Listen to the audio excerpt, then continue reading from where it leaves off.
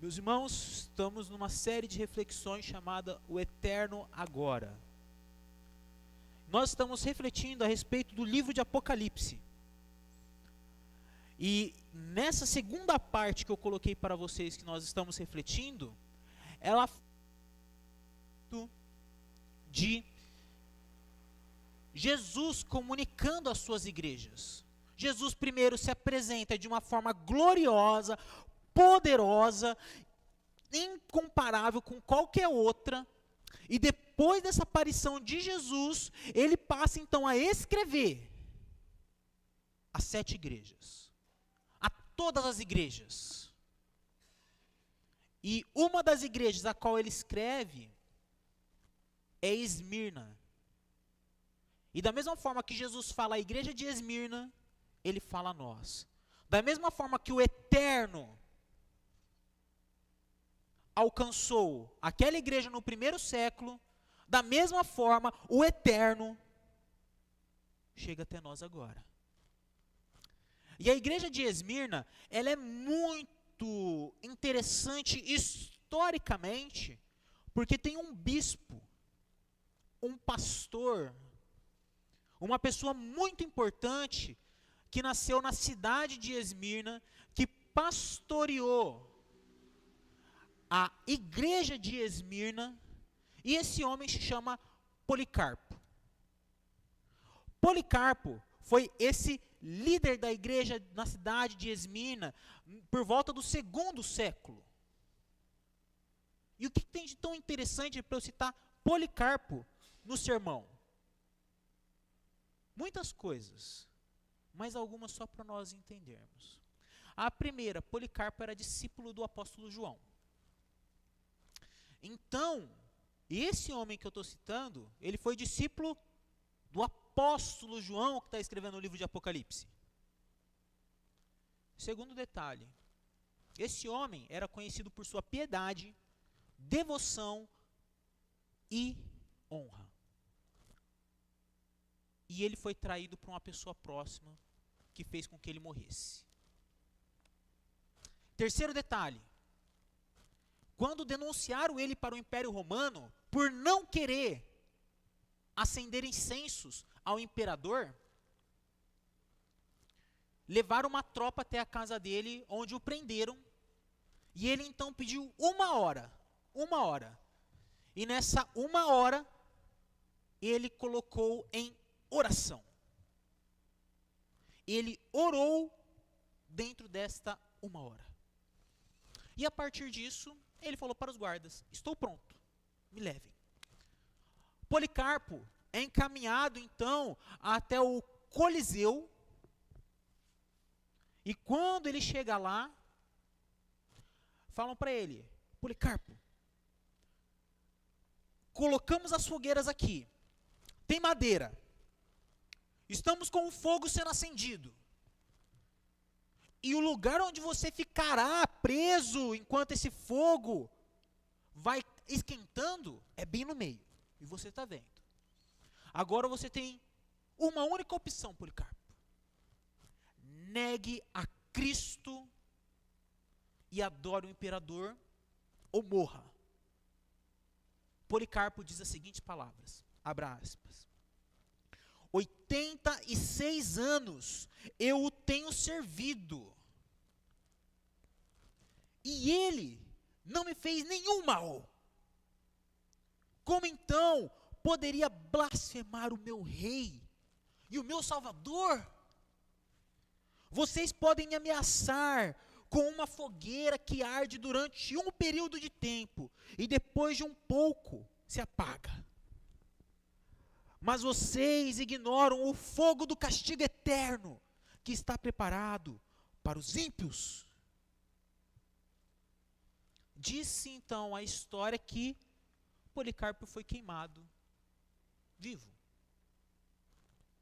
Quando as pessoas percebiam que ele não estava morrendo, pegaram uma lança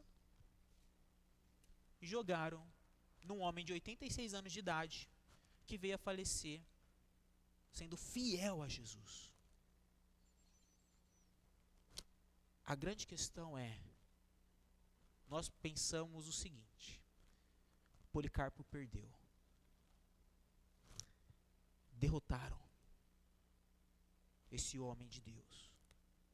E a resposta é não.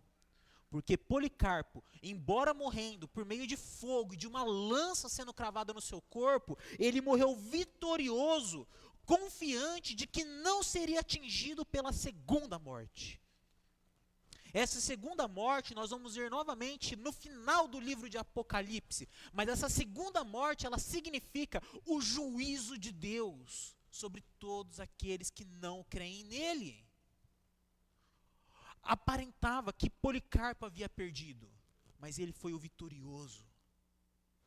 Ele foi aquele que verdadeiramente venceu. Ele foi aquele que recebeu a coroa da vida. Porque o capítulo 2 de Apocalipse, no versículo 8 ao versículo 11, diz: escreva, João, escreva essa carta ao anjo da igreja em Esmirna.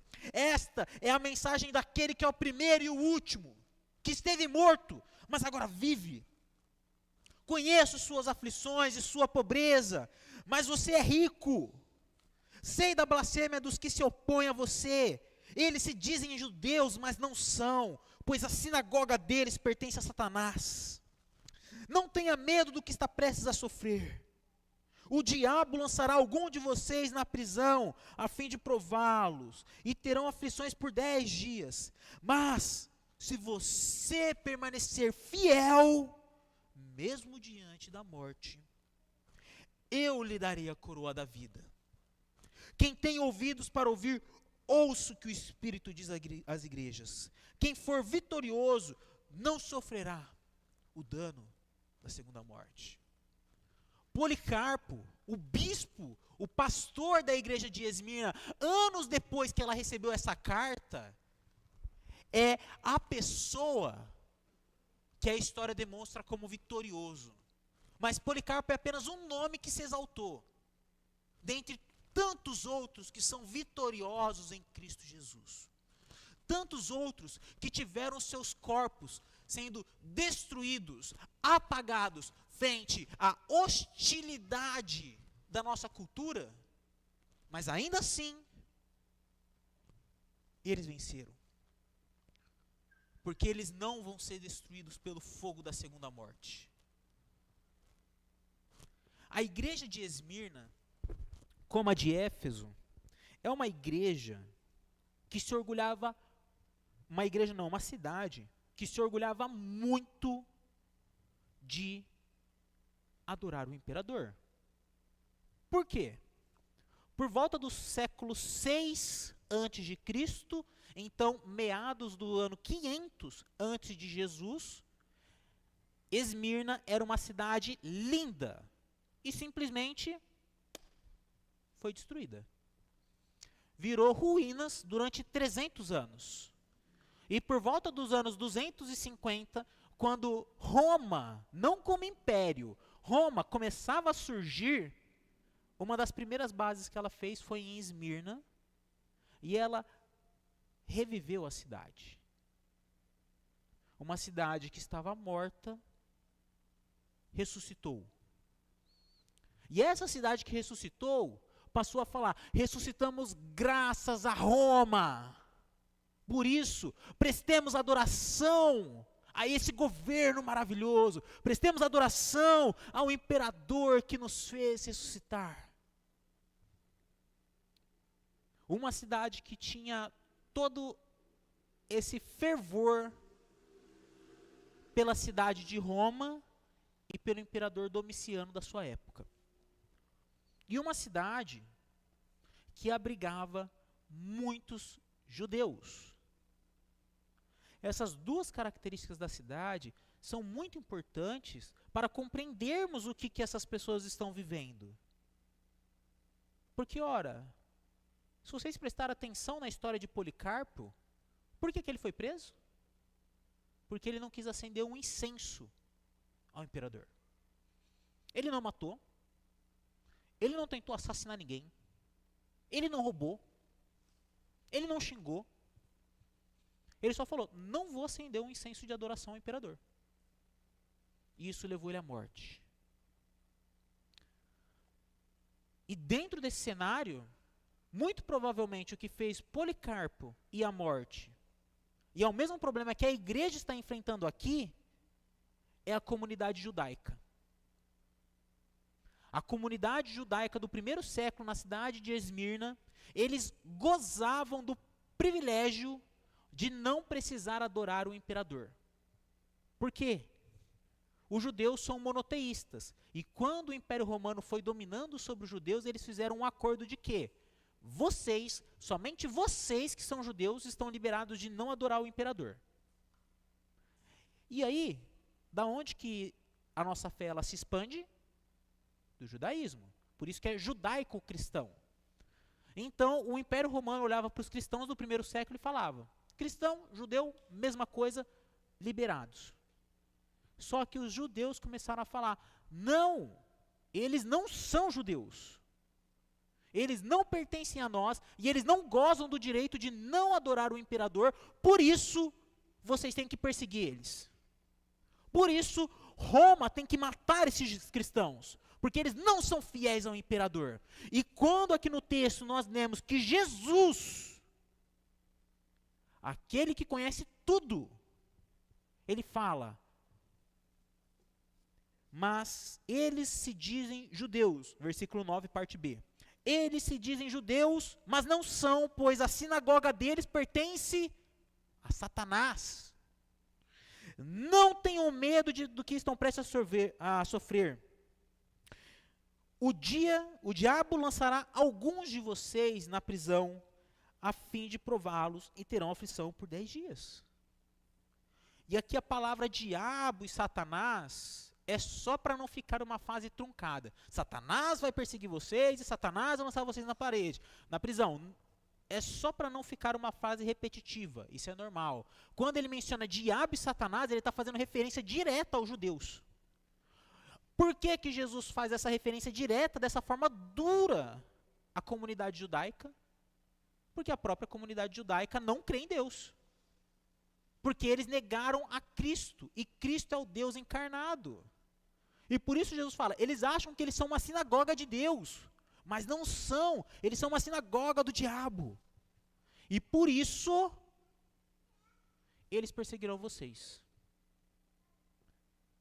Então, uma cidade que ama o Império Romano, porque ela se viu ressuscitando por causa dele, e uma cidade que tem uma comunidade judaica muito grande, que é hostil à fé cristã, gera um ambiente de uma grande pressão sobre os cristãos do primeiro século.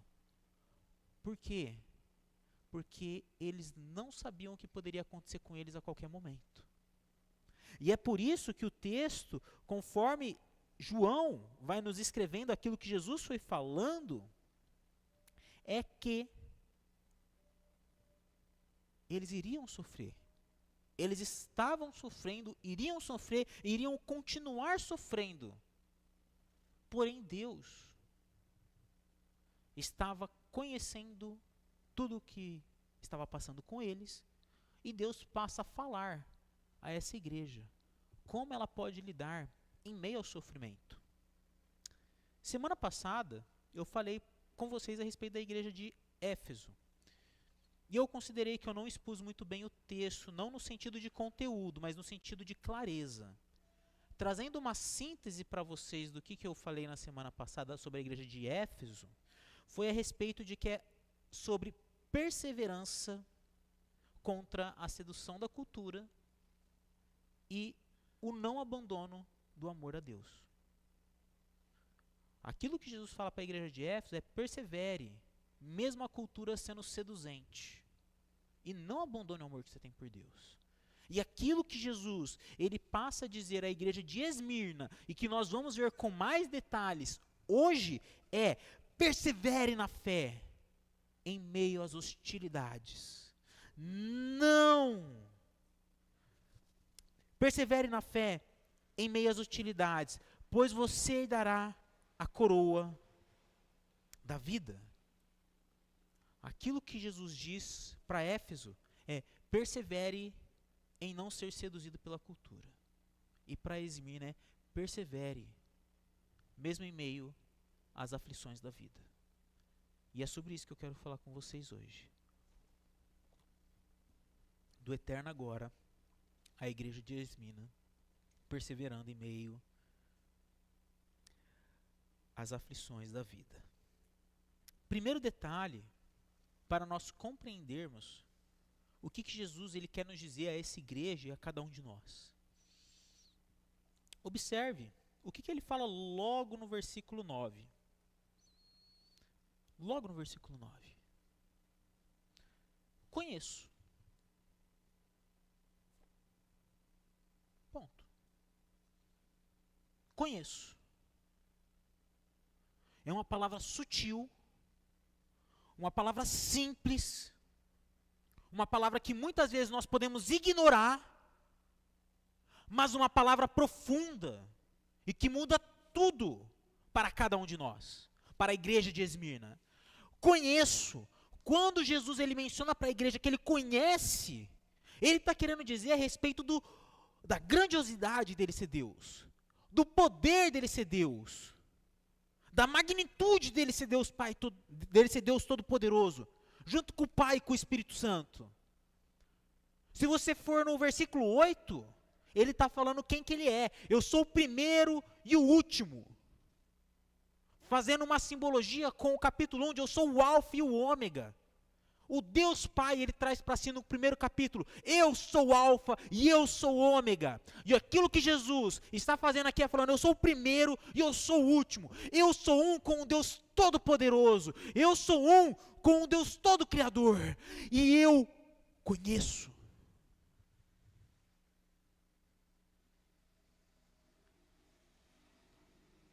Normalmente, nós nos sentimos amados por pessoas quando elas nos conhecem tão bem e nos dão um presente.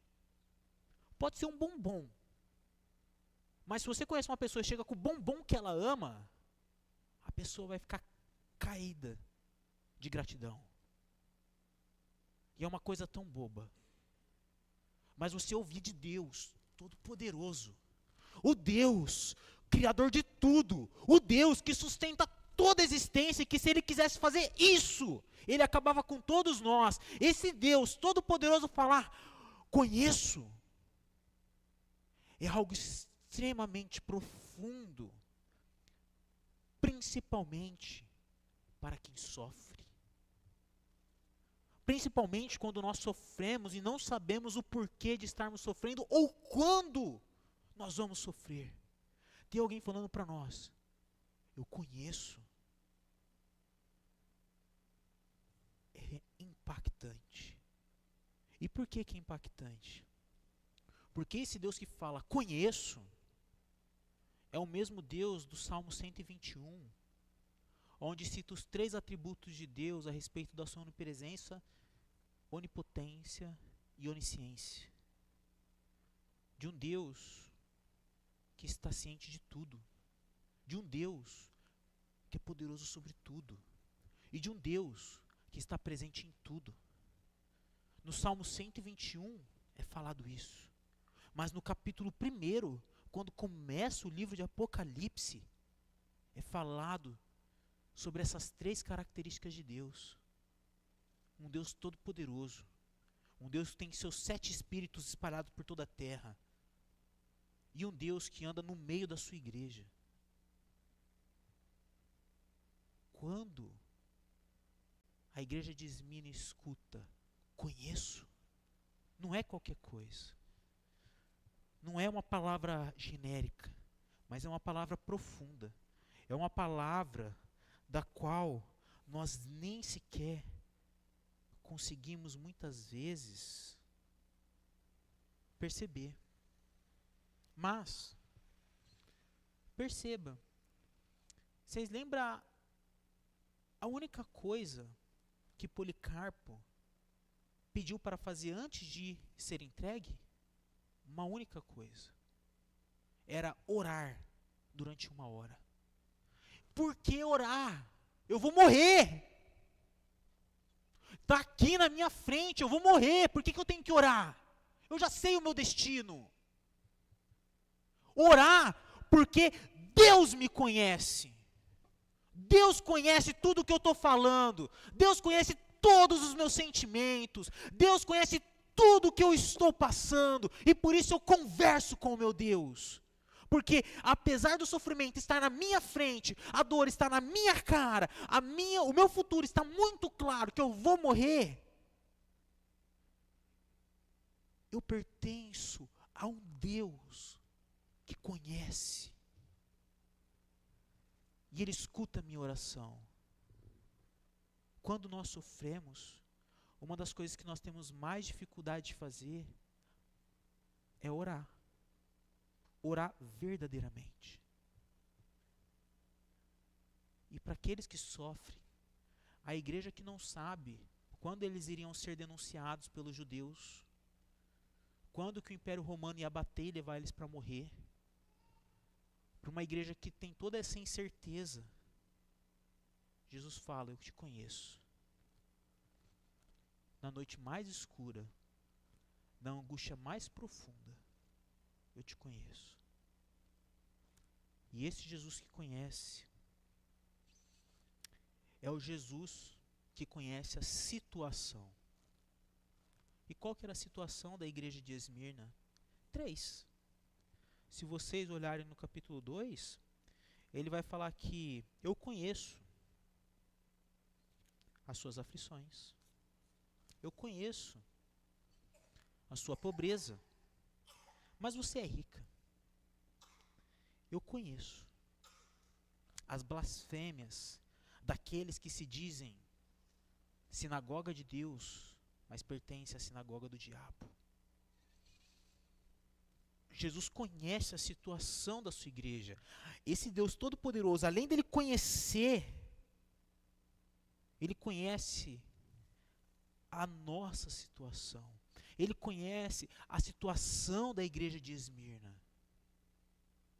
Ele conhece a aflição pela qual eles estão passando, a pobreza, as injúrias que eles estão sofrendo. Jesus conhece perfeitamente.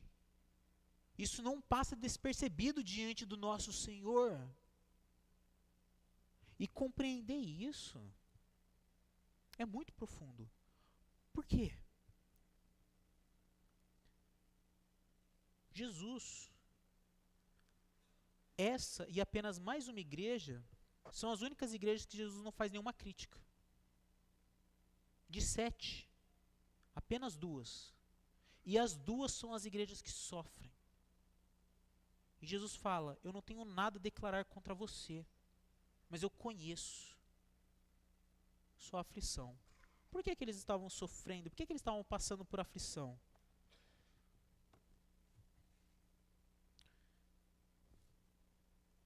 Imagine você, que você é o único sustento da sua casa. Imagine você, que orgulha a Deus de multiplicar e encher a terra, tendo 5 crianças. Imagina você indo para o trabalho, e escutando nos bastidores da empresa de que o RH está para te chamar. Está para te mandar embora. Você, a única pessoa que sustenta a casa, como você se sentiria? Tranquilo, maravilhoso. Seria ficar aflito. Como você se sentiria se, mesmo você sendo uma pessoa exemplar, as pessoas estivessem fazendo mal contra você? Você faz o bem e recebe o mal. E você tenta devolver o bem de novo. Você não retribui com o mal. Você começa a ficar aflito, angustiado, exaurido.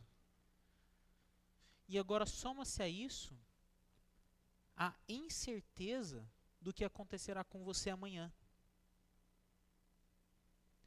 Todo um cenário do qual a igreja não tinha controle, não conseguia prever nada, não conseguia pensar no que iria acontecer e assim se preparar, trazia aflições ao coração de cada um.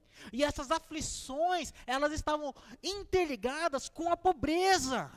A pobreza aqui que Jesus está falando não é pobreza espiritual, meus irmãos, é uma pobreza física, uma pobreza material, uma pobreza causada pelo ato de perseverar em fidelidade a Deus.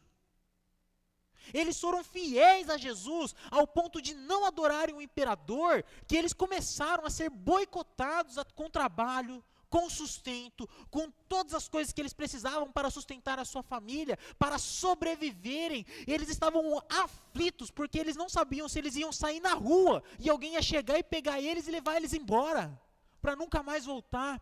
Eles estavam aflitos, porque a situação deles de perseverarem, firmes, fiéis a Jesus, estava trazendo consequências físicas para eles. E além dessas consequências físicas, as pessoas passaram a blasfemar, injuriar, mentir, difamar os cristãos, aquela igreja. A reputação deles, qualquer ato de confiança que eles poderiam ter, ou que eles poderiam demonstrar para as pessoas, foi jogada ladeira abaixo, por causa daquilo que Jesus cita, os judeus que eram como sinagoga de Satanás. E observe que uma igreja aflita, uma igreja pobre e uma igreja ofendida, injuriada, ainda assim é uma igreja fiel. Ainda assim é uma igreja que não está ali reclamando: Jesus, por quê?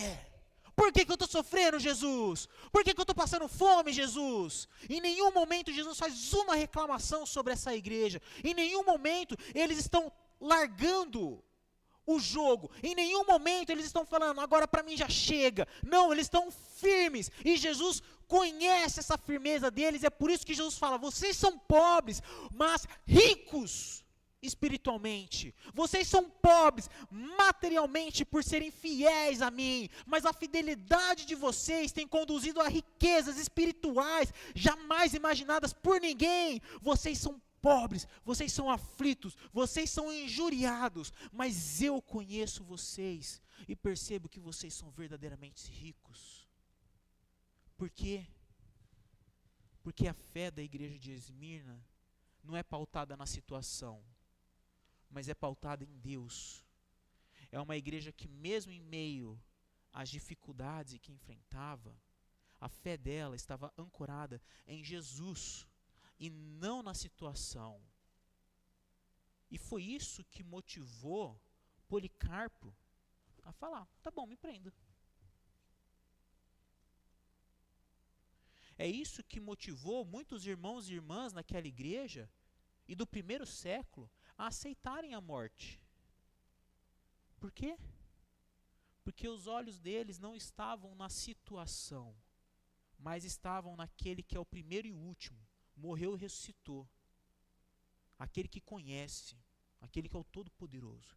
Os olhos fixados em Jesus faz com que essa igreja persevere, mesmo em meio a tantas dificuldades. E mesmo sendo uma igreja que persevera em meio a tantas dificuldades, é uma igreja que goza de bênçãos de Deus. Se vocês lerem o Evangelho de Marcos, capítulo 10, versículo 28 a 30, Pedro faz a seguinte pergunta para Jesus: e nós, o que receberemos já que deixamos tudo para te seguir? O que a gente vai ganhar? A gente abandonou tudo, Jesus. Jesus diz o seguinte: eu lhes garanto que todos que deixaram casa, irmãos, irmãs, mãe, pai, filhos, propriedades por minha causa e por causa do Evangelho, receberão em troca, neste mundo, 100 vezes mais, casas, irmãos, irmãs, mães, filhos e propriedades, com perseguições. E no mundo futuro terão vida eterna. O que Jesus, no Evangelho, ele fala é: vocês que vão me seguir, vocês irão sofrer, mas serão abençoados. Em meio à perseguição, em meio à aflição, eu conhecerei a necessidade de vocês, e nessa necessidade de vocês, vocês serão abençoados. De que forma? Espiritualmente, porque vocês desfrutarão da grandeza de Deus. Se vocês se atentaram para o texto que o Alexandre, ele leu mais cedo no momento de confissão, Romanos 5, versículo 3 a versículo 5, fala que se nós passamos por provações, se nós passamos por dificuldades e perseveramos, isso produzirá em nós a certeza de que Deus nos ama. O sofrimento, a dor, ela é real. Deus não está banalizando, Deus não está ignorando, mas o que Jesus está constatando é que, de acordo com o apóstolo Paulo, aos Romanos 5, também nos alegramos ao enfrentar dificuldades e provações, pois sabemos que contribuem para desenvolvermos perseverança. A perseverança produz um caráter aprovado. O caráter aprovado fortalece a nossa esperança. A nossa esperança não nos decepcionará, pois sabemos quanto Deus nos ama, uma vez que Ele nos deu o Espírito Santo para nos encher o coração com seu amor. Nós passamos a amar a Deus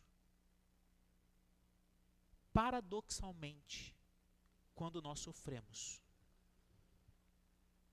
Sofremos por fidelidade a Deus. Nós podemos sofrer porque a gente é picareta. Isso é uma coisa. Mas se nós sofremos por sermos fiéis a Jesus, o amor de Deus transbordará no nosso coração, porque é uma promessa que Ele nos dá por meio do Espírito Santo. E é isso que a igreja de Esmirna está compreendendo. Que Jesus conhece e conhece as necessidades deles, a tal ponto de não ignorar, mas de compreender e derramar mais amor por eles. E esse mesmo Jesus que conhece a necessidade da igreja de Esmirna, é o mesmo Jesus que conhece tudo aquilo que virá. Versículo 10, meus irmãos.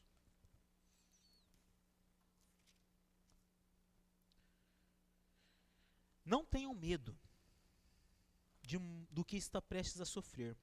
O diabo lançará algum de vocês na prisão a fim de prová-los, e terão aflições por 10 dias. Mas se você permanecer fiel mesmo diante da morte, eu lhe daria a coroa da vida. O que Jesus está dizendo aqui? Ele está dizendo o seguinte: vocês estão na minha mão. É isso que Jesus está dizendo. Jesus está dizendo que não é Ele que está trazendo o sofrimento para eles, mas que eles não estão fora da mão de Deus. E em meio ao sofrimento, o que Jesus diz é para eles não terem medo.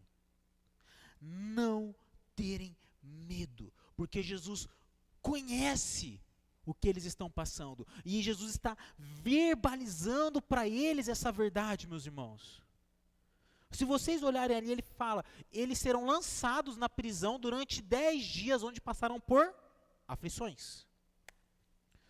São 10 dias literais? Não necessariamente. Muito provavelmente o que ele está querendo dizer é, eles serão lançados na prisão, eles vão sofrer de forma intensa, mas tem um tempo determinado. Esse sofrimento não será sem fim. Deus coloca um fim, 10 dias. Será um sofrimento intenso, num período e espaço de tempo, onde eles serão afligidos por Satanás. Mas o que Jesus diz é, não temas. Não tenha medo de passar pelo que virá. Por quê? Porque a situação vai vir, quer a gente queira ou não. E aquilo que Jesus está dizendo para essa igreja é: vocês vão sofrer e não tem como fugir. Permaneçam firmes. Permaneçam firmes. Porque eu conheço o que a sinagoga de Satanás está para fazer com vocês.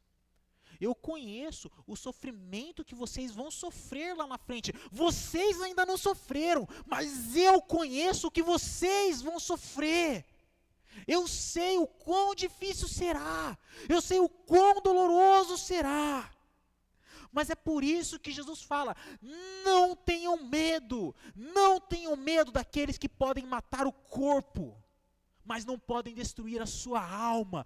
Não tenham medo daqueles que podem atentar contra o seu corpo físico, contra as suas propriedades materiais, mas temam aquele que pode te destruir. Mateus 10, 26 a 33. E é exatamente isso que Jesus está dizendo para essa igreja.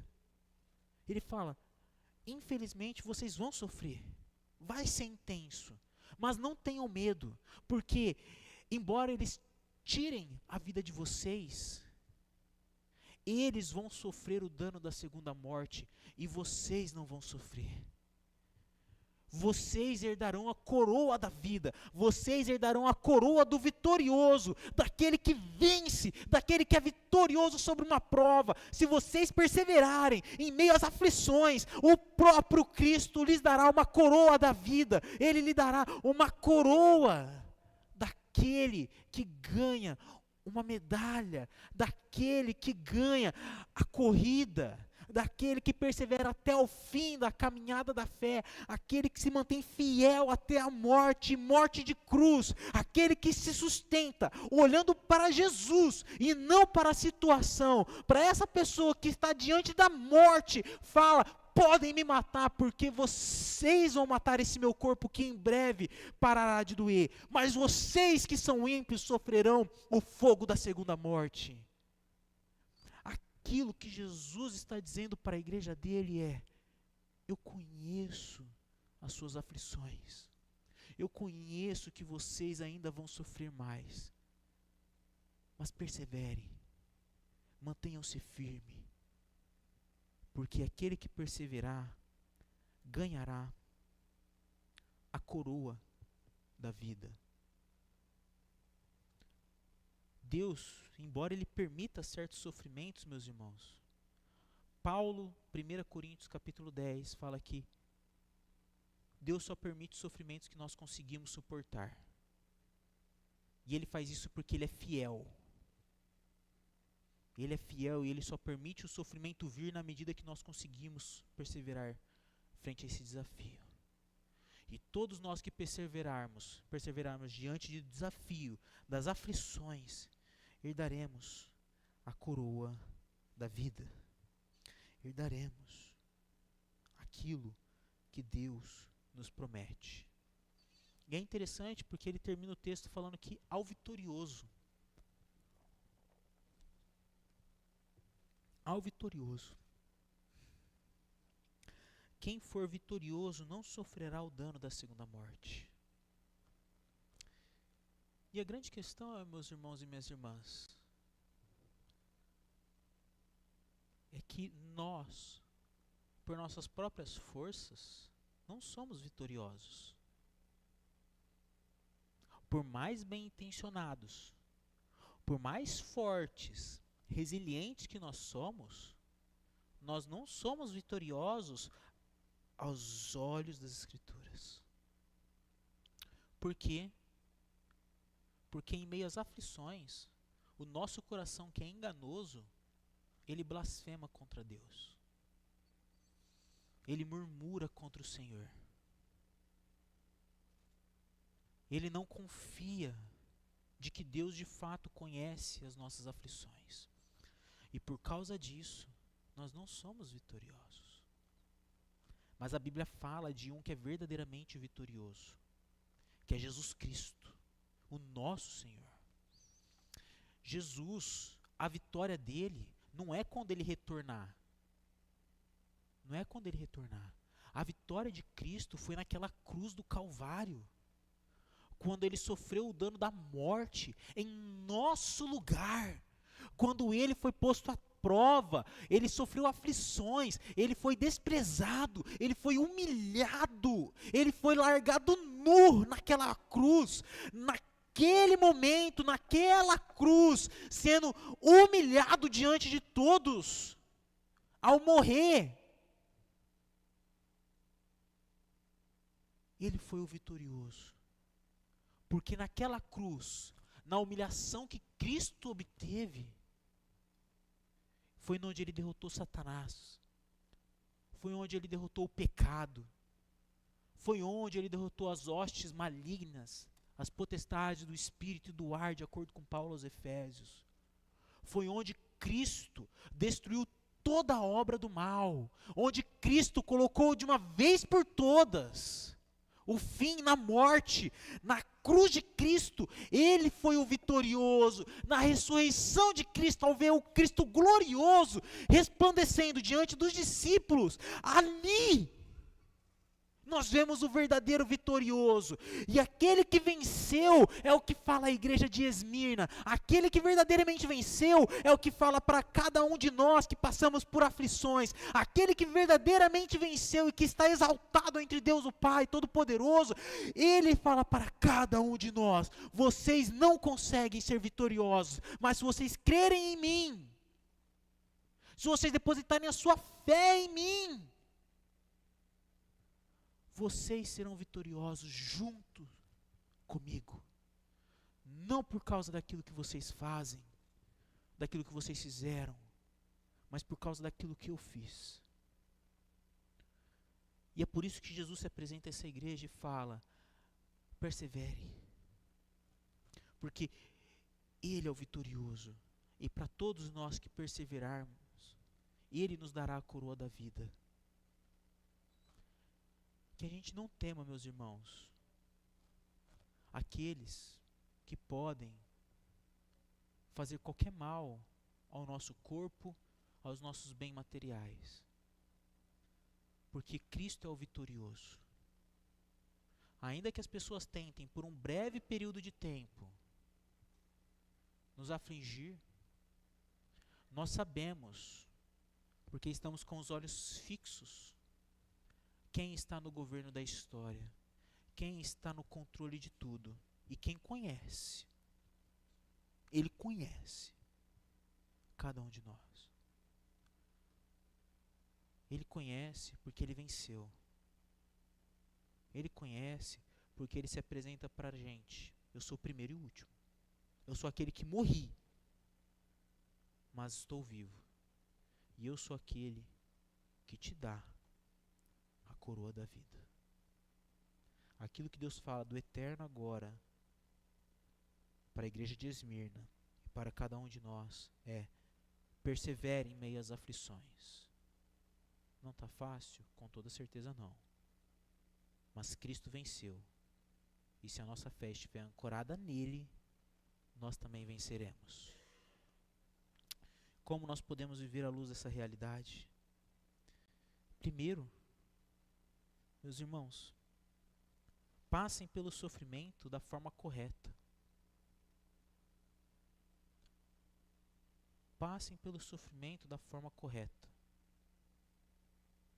Não estou jogando praga. Não quero que vocês sofram, não estou. Mas é uma realidade que todos vamos sofrer. É uma realidade. E se é uma realidade, aquilo que nós temos que ter clareza não é quando nós vamos passar, mas como nós vamos passar. Como nós vamos passar pelo sofrimento. E não existe nenhuma outra maneira de nós passarmos pelo sofrimento senão olhando fixamente para Jesus. Por quê? Se nós construirmos a nossa fé, a nossa esperança, o nosso alicerce em tudo aquilo que é passageiro, naquilo que é uma areia, quando vier a tempestade levará. Sermão do Monte, finalizando, capítulo 7, Jesus mencionando essa parábola. Mas se nós tivermos fixos em Jesus, quando vier os momentos de aflições, nós sabemos como superar esses momentos de aflições. Nos aprofundando nele. Por quê? A maneira como nós passamos pelo sofrimento revela muito. Revela se nós somos crentes, revela se nós temos fé, revela se nós somos imaturos ou maduros na fé. O sofrimento revela muita coisa. E é por isso que Jesus quer nos ensinar a passar pelo sofrimento da forma correta, que é olhando para Ele. E ao olhar para Ele, nós encaramos o sofrimento do presente momento como um ato de perseverança, como um ato de nos aprofundarmos ainda mais no amor de Deus. Romanos 5, que nós lemos, aflições e sofrimentos nos conduzem a uma compreensão maior, a um sentimento maior do amor de Deus. Por isso, a gente precisa aprender a passar pelos sofrimentos. Segunda aplicação, fixe os seus olhos na pessoa de Jesus. Todos nós passamos por dificuldade todos os dias. Os nossos planos são frustrados. Os nossos trabalhos muitas vezes não nos agradam. Muitas vezes nós passamos dificuldades familiares. Nós enfrentamos lutos, nós enfrentamos doenças, nós enfrentamos desânimos. Todo momento nós passamos por aflições. E se os nossos olhos estiverem fixos nessas aflições, nós vamos sucumbir. Mas se os nossos olhos estiverem fixos na pessoa de Jesus, nós vamos atravessar. Então, sempre quando você passar por aflição, concentre o seu olhar em Jesus. Concentrar o seu olhar em Jesus não é, Jesus, naquela cruz. Não é apenas isso.